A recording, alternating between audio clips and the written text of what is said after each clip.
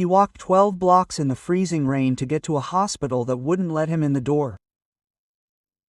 A 10-year-old boy dared to say, "I know how to get that girl back on her feet." And a few weeks later, his words turned into steps that changed the lives of hundreds of children. Write in the comments where you're watching this story, because sometimes a real doctor is someone who doesn't have a diploma, but has a heart that won't give up. A cold November rain lashed the streets of Greenfield, Illinois, turning the sidewalks into mirrors of puddles, and the wind howled, as if trying to drive everyone off the streets. The lobby of Genfield Memorial Hospital, with its marble floors and crystal chandeliers, shone with sterile cleanliness, as if reflecting the wealth and status of those who could afford to be treated here. Dr. Edward Pearson, a fair-skinned man of about his mid-teens, with neatly combed blonde hair and cool blue eyes, strode down the hallway. His crisp white coat fluttered like the flag of his unrivaled reputation. He was the head of pediatric neurology and the heir to the Pearson's medical dynasty, which had dominated the minds and wallets of Greenfield's elite for 4 generations. His voice, harsh and commanding, carried through the lobby, drowning out even the sound of the rain outside. "Security, get that boy out of here before he makes a mess." Dr. Pearson pointed to a 10-year-old boy who had just entered the hospital, his scuffed sneakers leaving wet footprints on the gleaming floor. Thomas Crow, a fair-skinned boy with tousled blonde hair and gray eyes full of determination, stopped in the middle of the lobby. His clothes were soaking wet. He had walked 15 blocks in the freezing rain, but the trembling in his hands was not from the cold, but from a promise he had made to himself. He looked up at Dr. Pearson. His face was calm, almost adult, which made several of the nurses standing nearby freeze in surprise. "Please, sir," Thomas said. His voice was even but firm. "I'm here to help the girl in the wheelchair. I know how to make her walk." Quote. Dr. Pearson looked at the boy as if he were a stain on his immaculate lab coat. His blue eyes narrowed and his lips twisted into a sneer. "Didn't you hear me?" he barked. "I called security. Street urchins don't tell doctors how to do their jobs." Edward Pearson was known for treating only children from wealthy families whose parents could pay for his services and enhance his reputation. He had a way of telling people what they wanted to hear, even when there was no hope, especially when it came to the daughter of Dr. William Brown, the chief surgeon and the largest donor to Greenfield Memorial Hospital. At that moment, William appeared in the hallway, pushing his 7-year-old daughter Elizabeth in a wheelchair. The girl, who had been born with cerebral palsy, looked at the world with large green eyes that shone with curiosity. Her blonde hair was neatly braided, and her pale face seemed fragile as porcelain.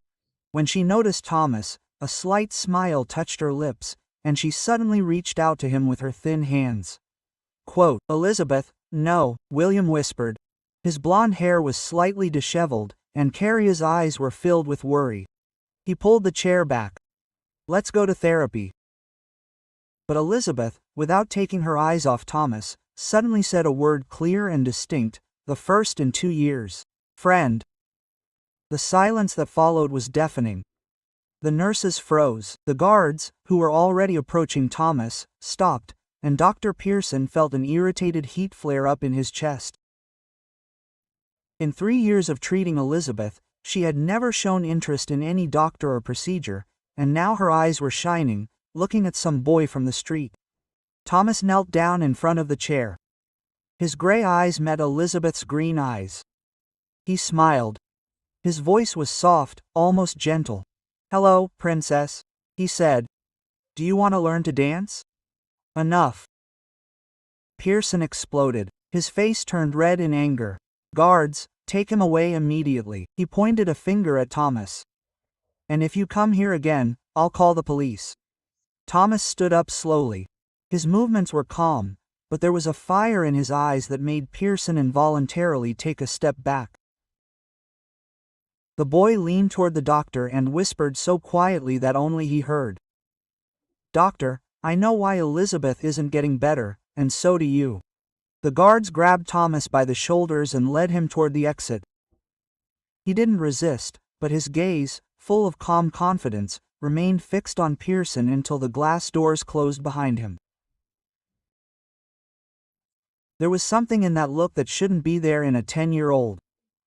Ancient wisdom, unyielding determination, and, most disturbingly, knowledge that could destroy everything Pearson had so carefully built.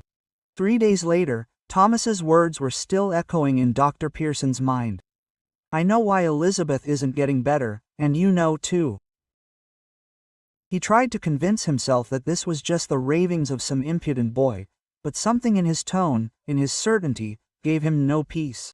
On Thursday morning, when Pearson arrived at the hospital, he noticed Thomas sitting on the steps of the main entrance. The boy did not try to enter, he simply watched the patients and doctors passing.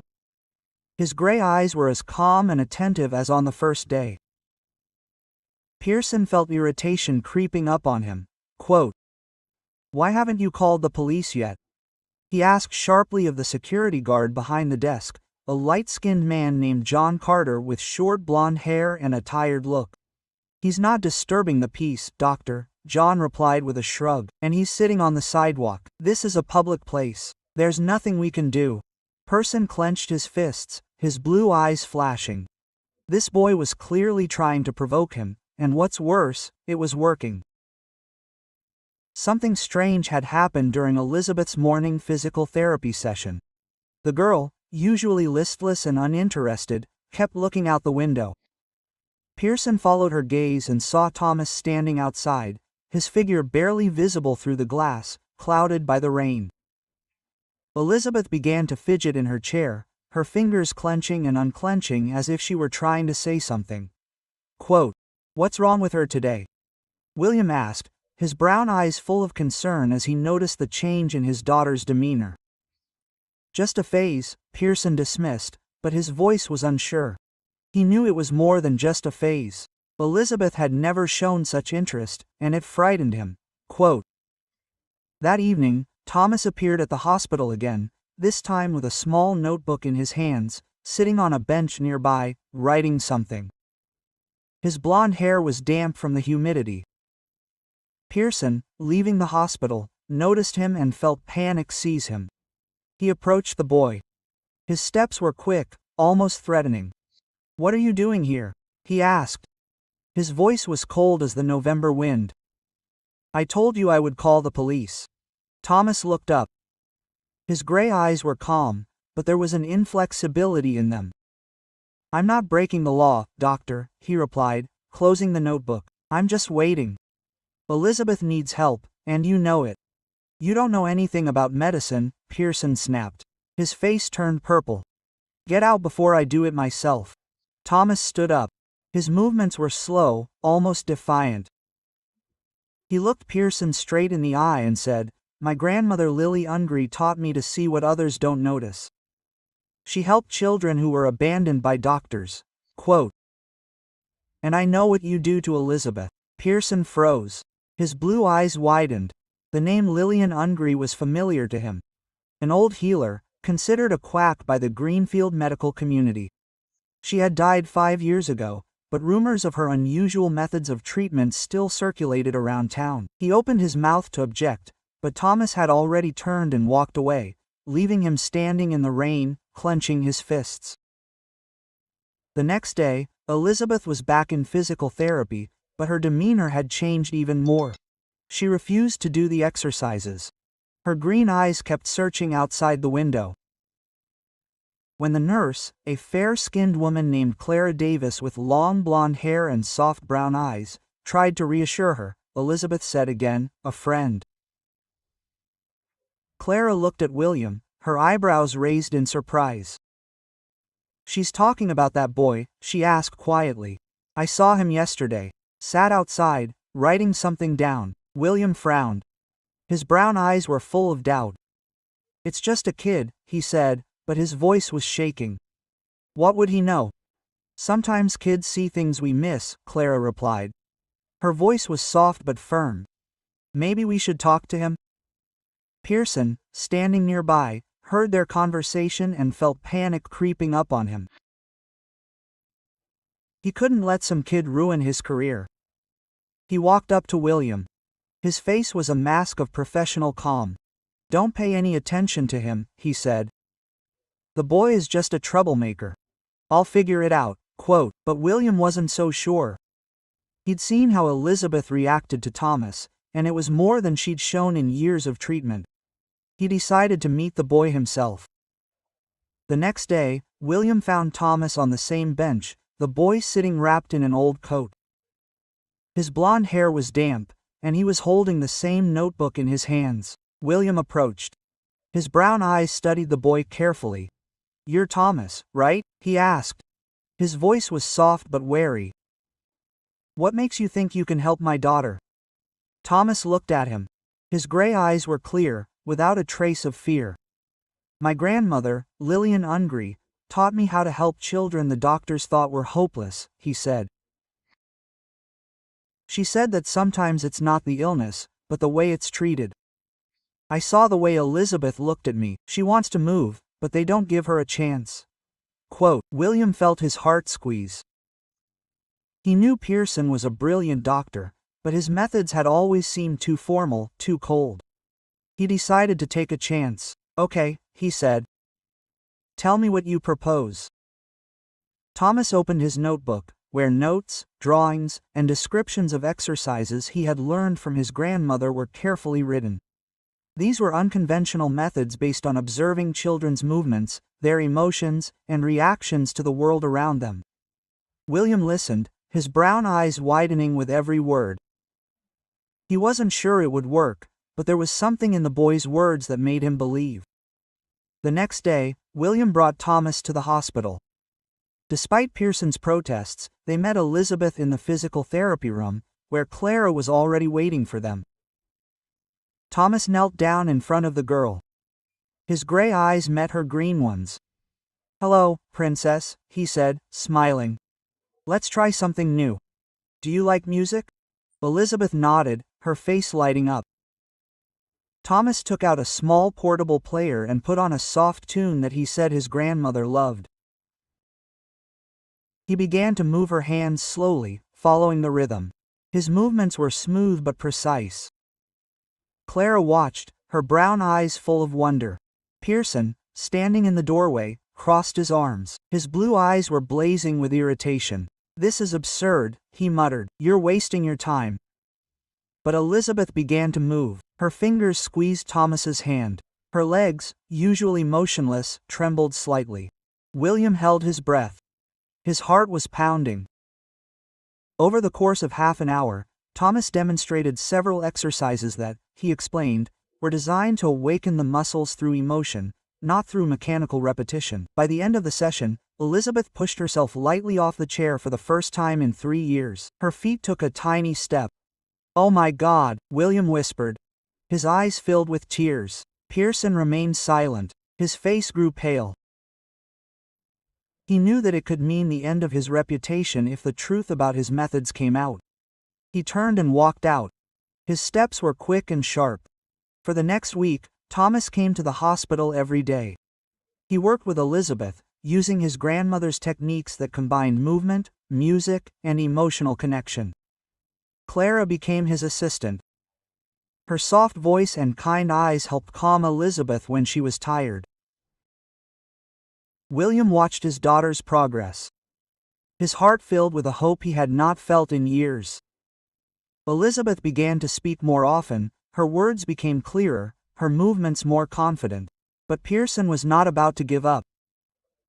He began to spread rumors that Thomas's methods were dangerous, that he was an imposter using quackery. He even tried to convince the hospital board to ban the boy from the building.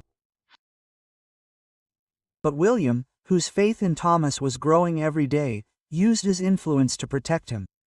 One day, Clara found an old box in the hospital archives, marked with the name Lillian Ongri. Inside was a diary, written in neat handwriting. These were records of hundreds of children whom Lillian helped during her life, using methods that official medicine rejected. Clara showed the diary to Thomas. Her brown eyes shone with excitement. "Your grandmother was a genius," she said. "She saved so many lives, and no one knew about it." Thomas flipped through the pages. His gray eyes filled with pride. He realized that his mission was to continue his grandmother's work, but now openly with the support of those who believed in him. 3 months later, Elizabeth took her first real step without support. It happened in the hospital assembly hall, where doctors, nurses, and even a few journalists invited by William had gathered. When Elizabeth, holding Thomas's hand, slowly walked through the hall, the crowd burst into applause. Clara was crying, her blonde hair had escaped its braid, and William had his arm around his daughter, his brown eyes shining with tears. Pearson was not present. He had been fired a week earlier after an investigation initiated by William found that he had deliberately downplayed Elizabeth's chances of recovery in order to preserve her as a difficult case and continue to receive funding from her father. Other instances of his negligence had also come to light, and his medical license had been revoked. He now worked as a consultant for a medical equipment company, a bitter irony for a man who had once considered himself untouchable. A year later, Gregenfield Memorial Hospital opened the Lillian Gray Center for Neurorehabilitation, named after Thomas's grandmother. The center became a national leader in treating children with neurological disorders, using methods that combine science and empathy. Thomas, now 13, was in a special program for gifted students but continued to work at the center, helping children other doctors had dismissed as hopeless.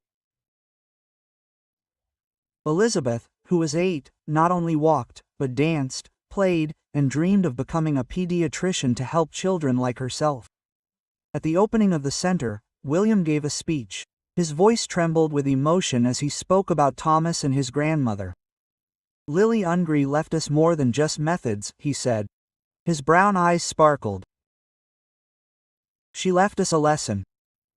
True healing begins with believing in those others have rejected." Thomas stood next to Elizabeth, holding her hand. She looked at him. Her green eyes were full of gratitude. "Thank you for teaching me to walk, brother," she said. Her voice was ringing and clear. Thomas smiled. His gray eyes sparkled. "Thank you for teaching me that miracles happen when we don't give up," he replied.